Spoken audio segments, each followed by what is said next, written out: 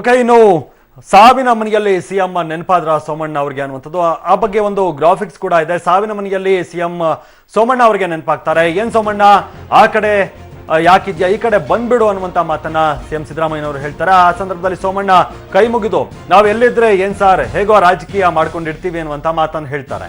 ಇನ್ನು ಸಿಎಂ ಸಿದ್ದರಾಮಯ್ಯ, ಇದು ನಿನ್ನ ಮನೆ, ನೀನ್ ಕಾಂಗ್ರೆಸ್ನಲ್ಲೇ ಇದ್ದವನು, ವಾಪಸ್ ಬಂದ್ಬಿಡು ಅನ್ನುವಂತ ಮಾತು ಹೇಳ್ತಾರೆ ಸೋಮಣ್ಣ ಅವರಿಗೆ. ಇನ್ನು ಸೋಮಣ್ಣ ಅವ್ರು ಹೇಳ್ತಾರೆ, ನೀವೀಗ ಸಿಎಂ ಹಳೆ ಸ್ನೇಹದ ಮೇಲೆ ಪಕ್ಷಕ್ಕೆ ಕರೀತಾ ಇದ್ದೀರಾ. ಪಕ್ಷದ ಅಧ್ಯಕ್ಷರು ಪರಮೇಶ್ವರ್ ನಿಮ್ಮ ಪಕ್ಷದಲ್ಲಿದ್ರೂ ಬಂದು ಮಾತನಾಡ್ತಾ ಇಲ್ಲ ಅನ್ನುವಂತ ಮಾತನ್ನ ಅವ್ರು ಹೇಳ್ತಾರೆ.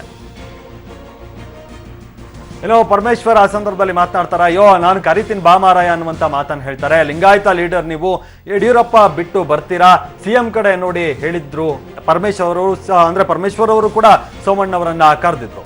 ನಂತರ ಸೋಮಣ್ಣ ಅವರು, ಸರ್ ನಾನು ಬಂದ್ರೆ ನಿಮ್ಮ ಇಬ್ಬರು ಮಿತ್ರರು ಸುಮ್ಮನೆ ಇರ್ತಾರ ಅನ್ನುವಂತ ಪ್ರಶ್ನೆ ಕೂಡ ಹಾಕ್ತಾರೆ. ಅಂದ್ರೆ ಆ ಇಬ್ಬರು ಮಿತ್ರರು ಯಾರು ಅಂದ್ರೆ ಶಾಸಕ ಕೃಷ್ಣಪ್ಪ, ಮಹದೇವಪ್ಪ ಅವರು ಸುಮ್ಮನೆ ಇರ್ತಾರ ಅನ್ನುವಂತ ಮಾತನ್ನು ಹೇಳ್ತಾರೆ. ಹೇಗೋ ಪರ್ಯಾಯ ರಾಜಕಾರಣ ಮಾಡಿಕೊಂಡು ಬಿಜೆಪಿಯಲ್ಲಿ ಇದ್ದೀನಿ ಅನ್ನುವಂತ ಮಾತನ್ನ ಸೋಮಣ್ಣ ಹೇಳ್ತಾರೆ.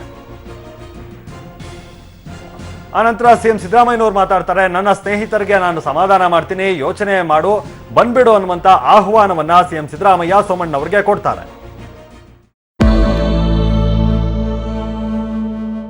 ತಮಿಳುನಾಡಿನ ಜನ ಜಲ್ಲಿಕಟ್ಟು ನಿಷೇಧವನ್ನ ವಿರೋಧಿಸಿ ನಡೆಸುತ್ತಿರುವಂತಹ ಹೋರಾಟ, ಮದ್ರಾಸ್ನ ಚೆನ್ನೈನ ಮರೀನಾ ಬೀಚ್ನಿಂದ ರಾಜ್ಯದ ಹಲವೆಡೆಗಳಲ್ಲಿ ನಡೆಯುತ್ತಿರುವ ಹೋರಾಟ ಮುಂದುವರೆದಿದೆ. ಯಾವುದೇ ರೀತಿ ತಣ್ಣಗಾಗ್ತಾ ಇಲ್ಲ. ಮದುರೈ, ತಂಜಾವೂರು, ಕೊಯಮತ್ತೂರಿನಲ್ಲಿ ಈ ಪ್ರತಿಭಟನೆ 3ನೇ ದಿನ ಮುಂದುವರಿತಾ ಇದೆ. ಶಾಲಾ ಕಾಲೇಜುಗಳಿಗೆ ರಜೆಯನ್ನು ಕೊಡಲಾಗ್ತಾ ಇದೆ. ಯುವಕರು ತಾವಾಗಿ ಸ್ವಯಂ ಪ್ರೇರಿತರಾಗಿ ಬಂದು ಈ ಪ್ರತಿಭಟನೆಗಳಲ್ಲಿ ಭಾಗವಹಿಸ್ತಾ ಇದ್ದಾರೆ.